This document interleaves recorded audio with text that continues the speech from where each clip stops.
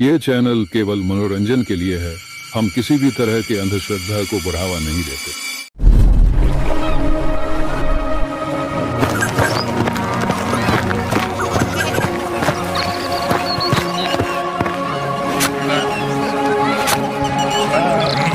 अरे हरिया, तुम अभी तक खेत में क्या कर रहे हो? अंधेरा होने वाला है, घर चले जाओ, वरना तुम्हें पता है ना। हाँ मान सिंह, पता है, मुझे डराओ मत। पर थोड़ा सा काम बचा है, ये निपटा कर जा ही रहा हूँ।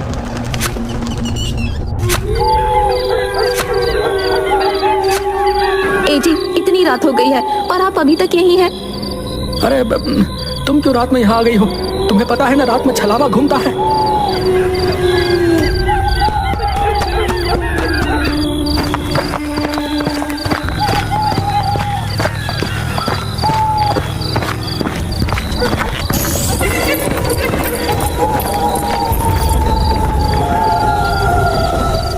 क्या हो गया?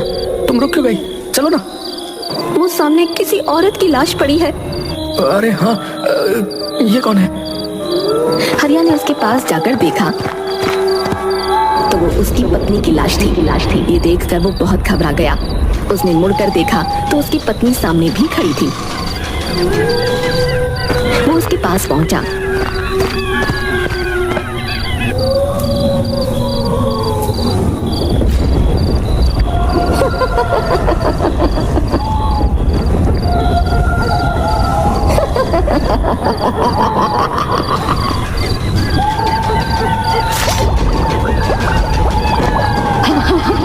ताजा ताजा दिल, स्वादिष्ट।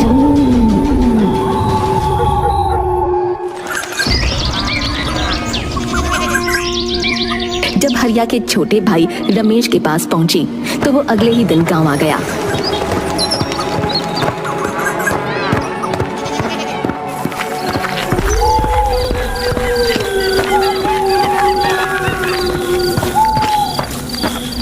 कितने वर्षों बाद आज गाँव आना हुआ है।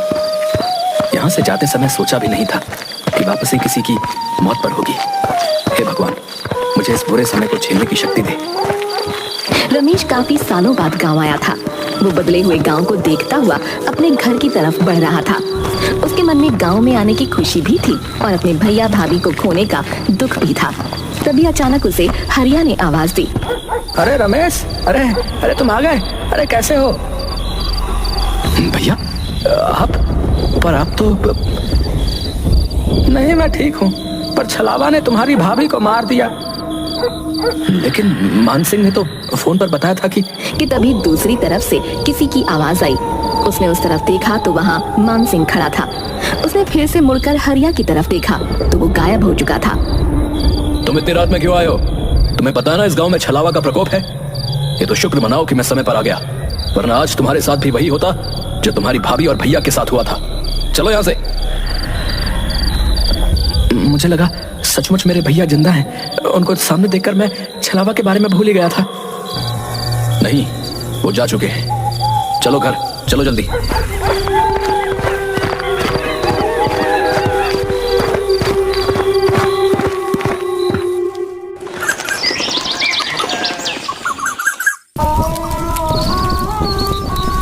भैया, मैं आपकी चिता की अग्नि को साक्षी मानकर ये कसम खाता हूँ कि मैं उस छलावा से आपका बदला जरूर लूंगा।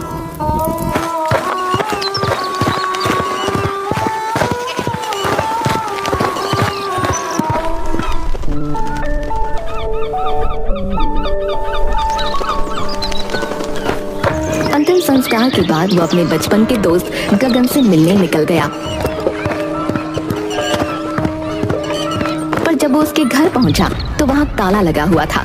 वो उसके बारे में किसी से पूछने ही वाला था कि तभी वो आ गया। अरे रमेश, तू कब आया? मैं तो कल आया था, पर तेरे घर में ताला क्यों लगा हुआ है? अरे मैं कुछ काम से पड़ोस के गांव गया हुआ था, बस अभी आया हूँ। तभी अचानक शोर मचने लगा। पता चला गांव से बाहर जाने वाले रास्ते पर एक लाश मिली है। उस लाश का भी दिल निकाला जा चुका था और उसका मुंह भी कुचला हुआ था। हे भगवान, ये इस गांव में हो क्या रहा है? जरूर ये छलावा का काम होगा, लेकिन मैंने तो कभी नहीं सुना कि छलावा लोगों का दिल निकालता है। पहले नहीं निकालता होगा, पर अब इन लोगों में भी अपडेट आने लगे हैं। तुझे हंसी आ रही है? ये कोई हंसने की बात नहीं है, लोग मर रहे हैं। सॉरी, तो फिर इससे बचने के लिए क्या किया जाना चाहिए बता? हमें इस छलावा से छुटकारा पाने का कोई तरीका निकालना ही पड़ेगा। उसने मेरे भैया और भाभी को मारा है, मैं उससे बदला लेना चाहता हूँ। गगन और रमेश काफी देर खड़े बातें करते रहे, पर उन्हें छलावा को मारने का कोई रास्ता नजर नहीं आता। उसके बाद रमेश अपने घर चला जाता है।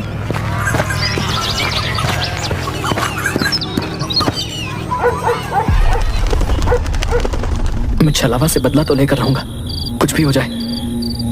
रमेश छलावा को मारने के तरीके सोच रहा था।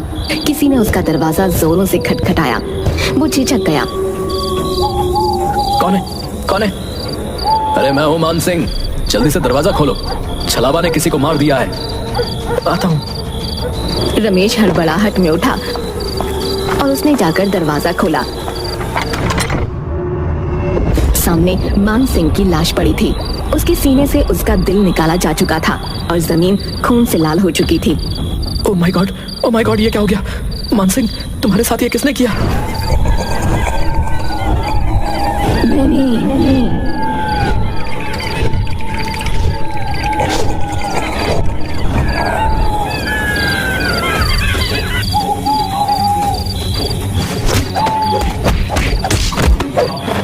मैं तुझे छोड़ूंगा नहीं। पहले तूने मेरे भैया भाभी को मारा और अब मान सिंह को। उसका वो हमला बिल्कुल बेकार साबित हुआ, क्योंकि छलावा ने उसके दोनों हाथ पकड़कर नीचे कर दिए।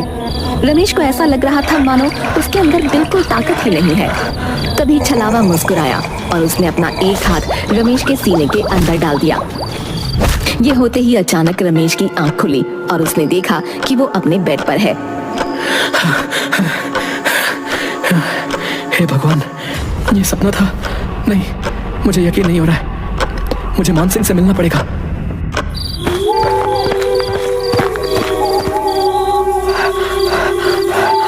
अरे क्या हुआ? तुम ऐसे हाँफ क्यों रहे हो? मैंने सपना देखा कि छलावा ने तुम्हें भी मार दिया और मुझे भी। मैंने अपने बड़े बूढ़ों से सुना है कि अगर तुम्हारे सपने में कभी छलावा आए, इसका मतलब वो आसपास ही है। कहीं तुम छलावा ही तो नहीं? अरे पागल, मैं छलावा नहीं हूँ। तो खुद मेरे पास चल कर आया। कहीं तू तो छलावा नहीं? क्या हुआ भाई, तुम लोग क्यों इतनी रात गए लड़ रहे हो? तो क्यों इतनी रात में टहल रहा है? तुझे नहीं पता रात में छलावा आता है? अरे मैं तो पीकर टुन्न रहता हूँ, छलावा मेरा कुछ नहीं कर सकता है। अरे तुम उसे छोड़ो, वो तो पिया हुआ है। ये बताओ कि छलावा कहाँ होगा?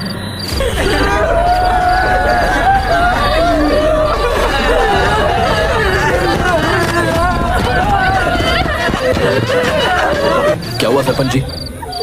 अरे मेरे बेटे को छलावा ने मार डाला। हे भगवान, छलावा ने सरपंच जी के बेटे को मार डाला। सरपंच जी, अब तो आपको कुछ करना ही पड़ेगा। सरपंच जी के बेटे की मौत ने पूरे गांव को हिलाकर रख दिया था। रमेश, मान सिंह और गांव के कई लोग एक जगह इकट्ठा हुए और छलावा से छुटकारा पाने का प्लान बनाने लगे। इस छलावा को रोकना ही होगा, हमें कुछ करना पड़ेगा। लेकिन कैसे? वो तो रात में आता है और हमें अंधेरे में दिखाई भी नहीं देता।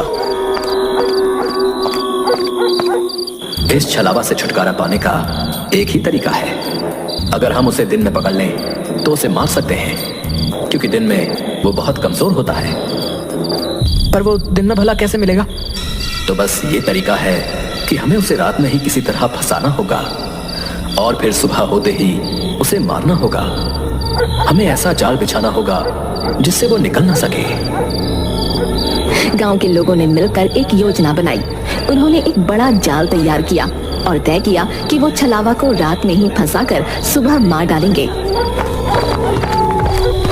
अरे गगन, तुझे पता है हम लोग छलावा को पकड़ने वाले हैं। दिन में तो वो कभी मिलेगा नहीं, इसलिए रात में ही पकड़ना है। मैं तुम्हारे साथ हूँ, लेकिन ये बहुत खतरनाक काम है भैया। लेकिन करना तो पड़ेगा, वरना लोग ऐसे ही मरते रहेंगे। रात का अंधेरा चारों ओर फैल चुका था। गांव के कुछ बहादुर लोग छलावा को पकड़ने की योजना के तहत इकट्ठा हुए। कई लोग डर के मारे नहीं आए थे, जिनमें गगन भी शामिल था। गगन फोन क्यों नहीं उठा रहा? उसने वादा किया था कि वो भी आएगा। शायद वो डर गया होगा। हम यहाँ हैं, हमें ही ये काम करना होगा। तभी एक ठंडी हवा का झोंका आया और सबकी रूह कांप उठी। अचानक सामने छलावा प्रकट हुआ, लेकिन हरिया के रूप में। भैया आप जिंदा हैं? आप यहाँ कैसे? रमेश, मुझे बचा लो, छलावा मुझे मार डालेगा। रमेश का दिल जोरों से धड़कने लगा। वो अपने भाई की तरफ बढ़ा। तभी हरिया अचानक जोर से हंसने लगा और उसका रूप बदलने लगा। पहले वो एक बूढ़ी औरत बना, फिर एक जवान आदमी और फिर एक बच्चे में बदल गया। अंत में वो अपने असली भयानक रूप में आ गया। तुम लोग मुझे पकड़ने की कोशिश कर रहे हो, तुम मुझे नहीं पकड़ सकते। तभी एक आदमी ने हिम्मत दिखाई और छलावा की तरफ भागा। मैं तुझे नहीं छोड़ूंगा, आज तुझे मार कर ही रहूंगा।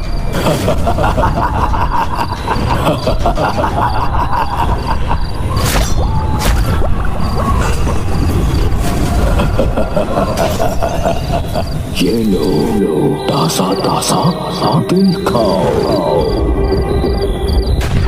वहाँ मौजूद सभी लोग सन्न रह गए, जबकि छलावा वहाँ से गायब हो चुका था। ऐसा लग रहा था मानो वो उन लोगों को यही बताने आया था कि तुम लोग मेरा कुछ नहीं बिगाड़ सकते। छलावा को ये कैसे पता चला कि हम उसे पकड़ने वाले? क्या वो अंतर्यामी भी है? नहीं, छलावा अंतर्यामी नहीं होता, कुछ गड़बड़ है। ये सुनकर रमेश सोच में डूब गया कि आखिर छलावा को ये पता कैसे चला।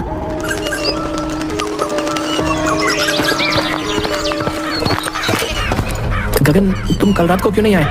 मैंने तुम्हें कई बार फोन किया। यार मेरी तबीयत ठीक नहीं थी, इसलिए नहीं आ सका यार, सॉरी यार। रमेश और गगन गांव की गलियों में टहलते हुए एक पुराने मंदिर के पास पहुंचे। चलो मंदिर के अंदर चलते हैं, थोड़ी शांति मिल जाएगी। नहीं नहीं, मैं मंदिर के अंदर नहीं जा सकता, मेरी तबीयत अभी भी ठीक नहीं है। क्यों बहाना बना रहे हो? चलो अंदर।